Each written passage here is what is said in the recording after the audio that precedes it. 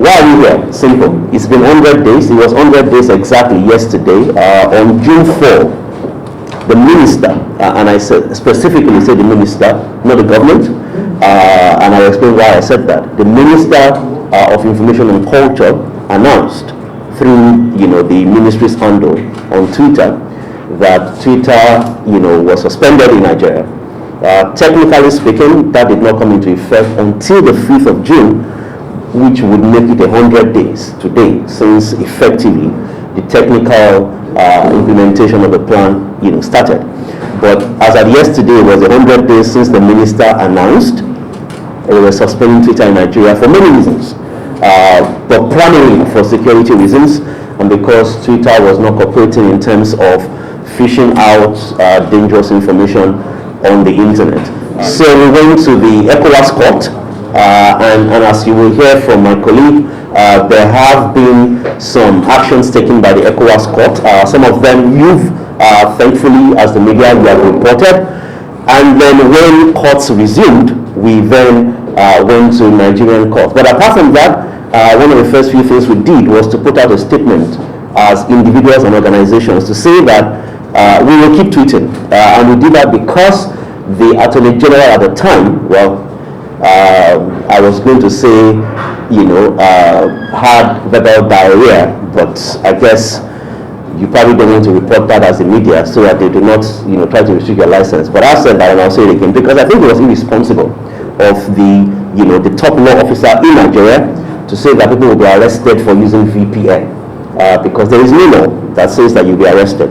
So we put out a statement to say we'll keep tweeting. In fact, I've tweeted more since June 4 than I tweeted before June 4, in my entire tweeting career, I guess.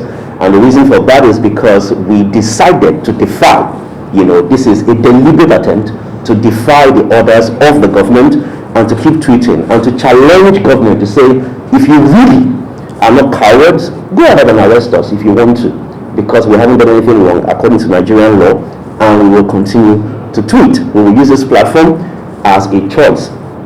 So between then and now, a lot has happened, and today my colleague will present to you what we have done so far, and after that we'll speak a bit about the implications. And I know some of you have questions.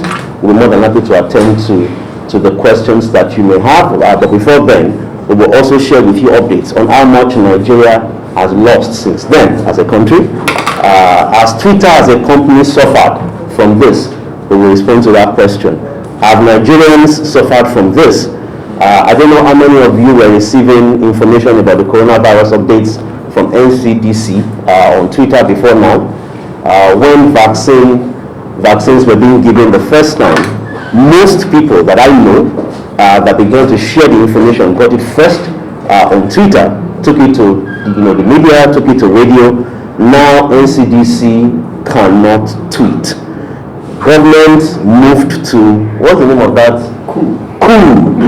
They moved to that Indian platform where unfortunately they seem to have done what Nigerian government seems to do best, abandoned their own interests and promises, and they've stopped sharing updates there. But like I said, thank you for coming today. No matter how much noise we make about some of the issues that we feel very strongly about, if you, ladies and gentlemen of the media, the strong fourth estate of the realm, if you were not here to report the issues, we will just be crying to ourselves. So as when Twitter became a bit more safe, then maybe there are some of the criminals themselves. Okay? And I think the third and very important point that we need to make is that right now, the people that they claim they are trying to get off Twitter, since Twitter has been suspended in Nigeria, have we seen a reduction in terrorist or illegal activities in Nigeria? We haven't seen that. We haven't seen that. They came up with name and SIM connection. They did that. They've been postponing the dates. So clearly they're making up things as they go. And now they're shutting down services, telecom services in different states. If what you claimed had worked, then why are you doing this or that? So I think it's important to lay this foundation as we go ahead to speak to some of the economic, some of the social, some of the fundamental issues that we've had since June 4, well technically June 5, when June 4 was when they announced. June 5 was when the suspension really technically, took effect. The Twitter ban is about two men. It's about Mohammed Buhari and Lai Mohammed. It is about the ego of Mohammed Buhari and the lies of Lai Mohammed. And I'll explain. And if I commit a crime, they can sue me for it.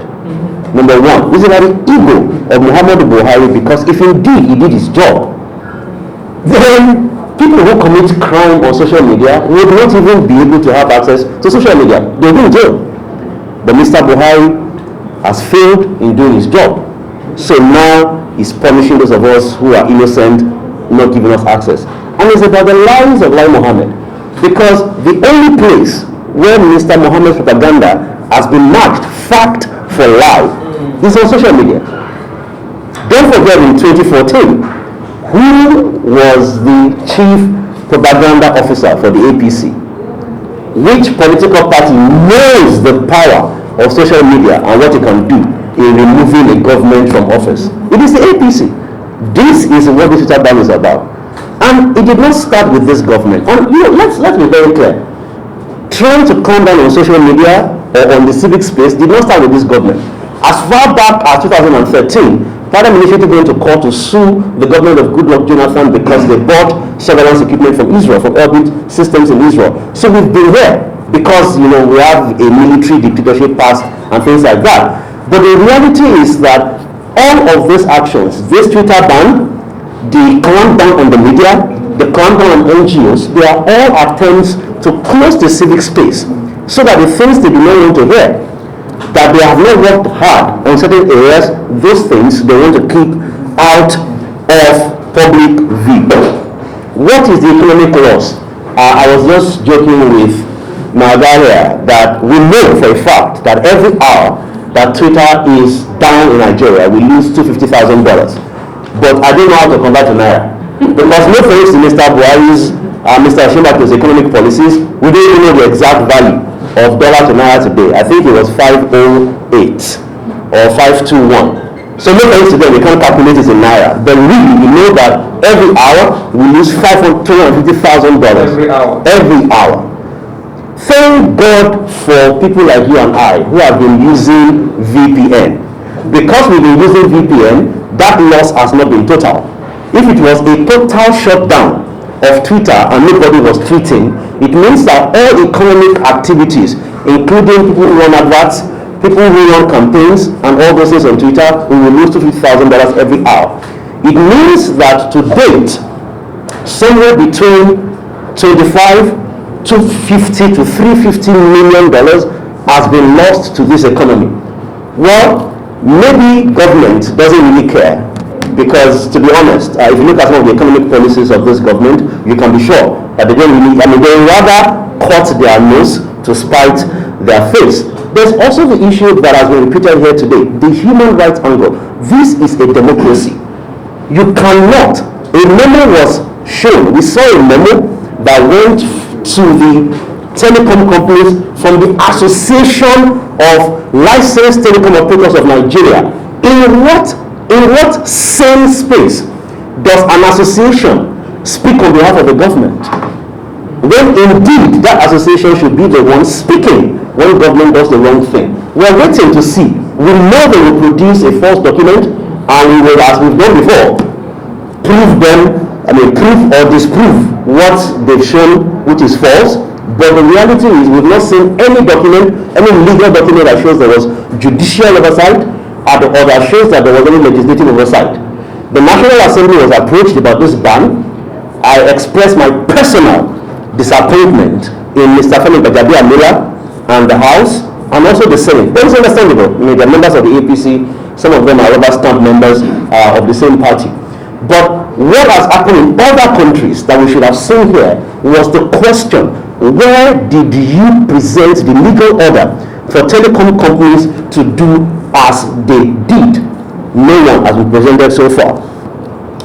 Nigeria said, the government of Nigeria said, let's go to KOO, the Indian app. And then KOO said they will come and register in Nigeria. I thought you meant a military coup on Sahel. No, not really. KOO. You know the irony in Nigerian government banning Twitter and saying that it wants to promote economic opportunities in Nigeria, is that what you're doing is you're choosing between two things. Choosing between promoting innovation and clamping down on technology. Because in reality, what Twitter represents is tech innovation. So if you can clamp down on Twitter today because it does what you don't like, it means that in your own country, if one tech company, I will see it happening in the NSAS, where innovative companies that have brought money to Nigeria, their accounts were frozen because government did not like what they were doing. At some point, Nigeria will have to choose between, do we really want to progress as a country with economic opportunities, or do we want to just make everybody poor and clamp down on everything? Ladies and gentlemen, thank you for joining us today. And one of the things that I said earlier is that we'll be more than happy to answer questions that you have. But every second from this 100 days, every second counts. Every second is a judgment on Mr. Mohammed Buhari. Every minute is a judgment on the legacy of Professor Yemi Osinbajo. Every day is a judgment on the entire administration, as long as this illegal, we don't care what platform it is, as far as this illegal suspension is not reversed. Maybe we will demand an apology. As soon as the indefinite suspension of Twitter in Nigeria was announced, as the secretary of organizations like us, that's non-governmental organizations, the first step we took was to issue press statements condemning the action and explaining why it was wrong, and calling on the federal government to rescind the decision. If you go back to your archives, you saw all of that. And shortly afterward, the Socio-Economic Rights and Accountability Project, that's SERAP, one of the partners here, led 176 concerned Nigerians to file the first lawsuit at the ECOWAS Community Court of Justice against the government of President Mohammed Buhari over the unlawful suspension of Twitter in Nigeria, criminalization of Nigerians and other people using Twitter, and the escalating repression of human rights, particularly the right to freedom of expression and access to information and media freedom in the country. Like you told us, at that time, our Nigerian courts were on strike, and so the ECOWAS court provided an opportunity to go ahead. In addition, the Minister of Justice, Abubakar Malami, senior advocate of Nigeria for that matter, said they were going to prosecute Nigerians who used Twitter, who used the VPN to tweet. Very funny. Following the suit, the ECOWAS court on June 22, 2021, issued an order restraining Buhari administration from prosecuting or harassing any Nigerian for using Twitter or any other social media platform in the light of the threat by the Minister of Justice and Attorney General of the Federation, Abubakar Malami, senior advocate of Nigeria, that anyone using Twitter, despite the suspension, will be prosecuted. This was soon followed by another suit, also at the ECOWAS court, by 5 non-governmental organizations, including Media Rights Agenda, Paradigm Initiative, Premium Time Center for Investigative Journalism, the International Press Center, and TAP Initiative for Citizens Development, as well as 4 journalists, against the federal government, asking it to declare the suspension of Twitter a violation of their human rights under international laws, and to order the government to immediately rescind the suspension order and compensate them for the violation of their rights. Still be speaking more on this. EIE, Paradigm Initiative, and MRA also issued public statements in direct response to the Minister of Justice, expressing our commitment and determination to continue using Twitter in the exercise of our fundamental rights to freedom of expression. He also mentioned that we issued a statement in which we said we shall continue tweeting, and we have continued to tweet. We will also continue to tweet, excepting that a lot of people are cut off, because not everybody can use the VPN. And they have also tried their propaganda to discourage Nigerians using VPN. I heard the Minister of Justice, Minister of Information saying that once bank account details can be stolen from them. I don't do banking transactions using VPN. At the first hearing of our suits, as well as other suits filed by other individuals, the ECOWAS court renewed its earlier order prohibiting the federal government of Nigeria from arresting, prosecuting, or in any way harassing us or anyone else for using Twitter. Rely on any law. Like I said earlier, it didn't even get its authority from the National Assembly to shut down Twitter operations, and that is what we are complaining about. Again, like Yemi said, we're no longer in the military. We are in a democracy, and so for a democracy, everything must go by the rule of law. You sit down in one place, well, the minister went on Twitter and just posted a statement, and then Twitter becomes banned. Who does that? We see what happened in the US. The then President Donald Trump's account was suspended both on Twitter and on Facebook, and nobody banned Twitter there. And a president posts something that goes against Twitter's community policy, and they delete it, and then it becomes a problem. No, sir. That's what we are. That's what we are crying against. It cannot happen. The rule of law must take its course.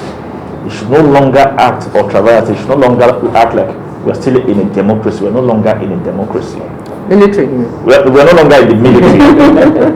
We are no longer in the military. The man. Okay, we should know that we are no longer in the military. President Buhari was a former military head of state, but that time has passed. Dictatorship has passed. We are now in a democracy where everything is done according to the rule of law. So whatever they need to do, even if they have to buy the law, whatever, they should abide by the rule of law. And we know that that is where they are going, or that they are going by the rules, and they will not have to challenge them. Thank you.